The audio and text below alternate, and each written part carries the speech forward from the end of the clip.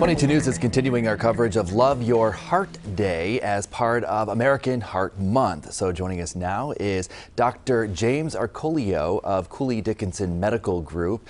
Now, you're a board-certified cardiologist, so you're great to ask all these questions. And I want to start with heart disease. It is the #1 killer, #1 cause of death in the United States. But what actually is heart disease?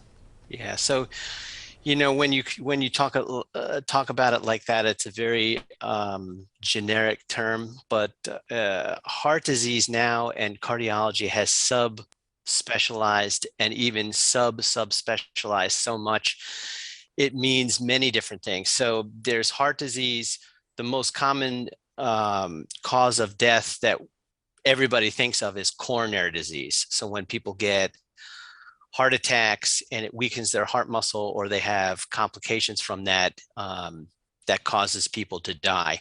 But there are electrical problems with the heart. That's called electrophysiology. Those doctors deal with specific arrhythmias. Commonly, an arrhythmia could be atrial fibrillation or heart block. There's dozens of different arrhythmias. That's the electrical system. Then there's even newer subspecialties with cancer therapy. So cardiology, oncology, because some of the chemotherapeutic agents can cause your heart muscle to be weakened. There's infiltrative disease. There's a wide range of what we call heart disease, and different doctors will specialize to take care of each one of those problems. But in general, when people traditionally talked about heart disease, it's really coronary disease causing heart attacks and people having problems from that. The COVID-19 pandemic has caused a lot of people to delay their medical care. Now, for those with, say, heart disease or a family history of heart disease, what should they be doing right now if they haven't had a follow-up in a while? Yeah, so, luckily this pandemic is dying down. They just basically got to get back in the system, get their lab tests checked.